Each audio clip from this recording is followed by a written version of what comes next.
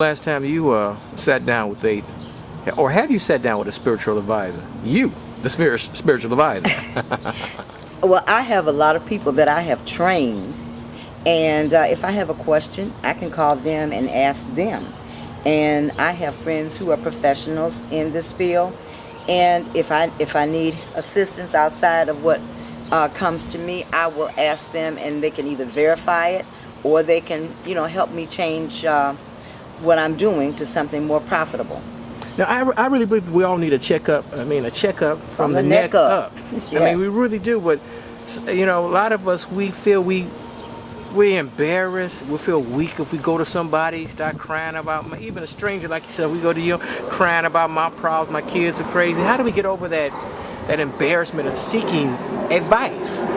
Well, it's the same way with people who have emotional problems. They are embarrassed to go to a psychologist or a therapist.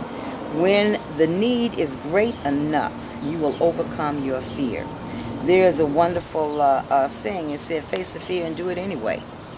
If you know that you're stuck and you can't get out of the situation, and you know that there's someone who can help you, put your pride aside and go and seek help. And I want to talk about pride. I want to talk about ego. It seems like in our pride, our ego, we always, who wants to be embarrassed? Who wants to feel foolish? Being embarrassed, feeling foolish, do you think that stops a lot of us from being, if you will, more spiritual, more connected? That's hard to say. That's hard to say because ego is a tremendous, tremendous force in our lives. Sometimes ego is so strong that you don't feel embarrassed. You just have that false sense of grandeur that I can go anywhere and do anything. So it doesn't stop everybody. There are some people who have low self-esteem that really need to have a counselor, who really need to have somebody help them to feel good about themselves and discover the power and the potential within themselves. And that's what we try to do. We have all types of people out here who have latent talent, hidden talents that they don't have enough confidence in themselves to even exercise it. We need to work with our youth.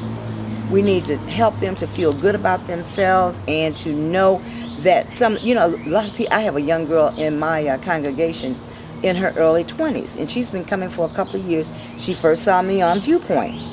And this girl has tremendous dreams. Her dreams are just so fantastic. And she, in the last 2 years, has quit her job, opened her own business. She's gone out on her own, got a beautiful little apartment, got transportation, has been to Europe. And it's because at first she told me, I don't have any imagination, I don't have any talents. But then as she began to know more about herself, she began to blossom, she began to bloom, and now she's blowing up. But most of us cannot do that on our own. We need. Well, she didn't do it on her own. That's what I'm saying. Most of us can't get to the next level on our own. That's where you come in. That's right. We can't. I mean, we tried this. Like a person like me, been supposed to lose 40 pounds. 10 years ago. Every year you go up, you go down. Sometimes we just can't do it by ourselves. You can't. That's why I learned from an early age. My dad was a member of AA.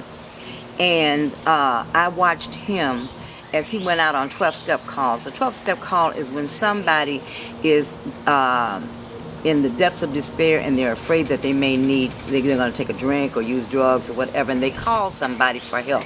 And that person goes out to help them altruistically. There's no strings attached. When you come to me for help, there's no strings attached. You're not going to be joined to me in the hip, but I am available to help anybody at any time if your request is valid. There are a lot of people who come, I've been a spiritualist minister, I've been a metaphysical minister, I've been an Islamic minister, and I've had people come to me for lottery tickets. I've had people come to me because they wanted me to kill somebody psychically. So if your request is altruistic, is for yourself to help you and not to harm someone else, there is no limitation to what you and I can do together. But it has to be for the better good of everyone concerned. But do we have to hit rock bottom? Many people have to hit rock bottom before we say, I'm sick and tired of being sick and tired. I'm going to change things. It seems like we have to just, hit the wall before we get going. And everybody's rock bottom is different. Everybody's rock bottom is not rock bottom. For what's rock bottom for somebody might be living in what I call an abandonmenium, an abandoned building. And another rock bottom may be I had a client in New York who was a multimillionaire, and she thought she had hit rock bottom because she had lost $1 million the week before. So everybody's rock bottom is not rock bottom. I've had clients who are ambassadors, some who are millionaires. I've had clients who are scraping together, just to get by from day to day, who don't even have a paycheck, who might even be trying to get on disability. So I think that whenever you know that you can't do it on your own, and you don't know how to contact a higher power, then you look for somebody else. It's not always, you can't always just read a book and get your solutions. Sometimes you may just need somebody to bounce, your ideas off of. You have great ideas, but you don't know if this is the right way to go. Many of us who are watching this show right now, we're religious, or we say we're religious, or we are tied to the church. And I'm not saying anything bad, but to go to a psychiatrist, a psychologist, or a spiritual advisor, it's like people feel it's against my religion to do that. That could be.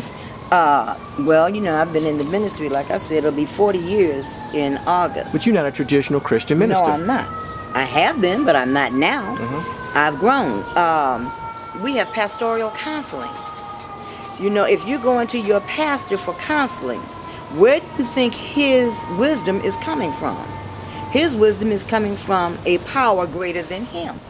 So if you go to a therapist, they might have read it in a book, but they still are using intuition to deal with each individual person. So if you can't do it yourself, seek help. A spiritual counselor, a pastor, or someone like myself. Well, some people say, I've prayed on it, and I prayed on it, and I prayed to Jesus 4, 5, 10, 20 times, and things have not changed. Because you haven't changed the way that you thought. You prayed about it. You said, okay, this is the problem I'm having. And you keep constantly thinking about the same problem. Anything you think about is going to increase. It's going to get bigger. It's going to get worse. Take your mind off of the problem.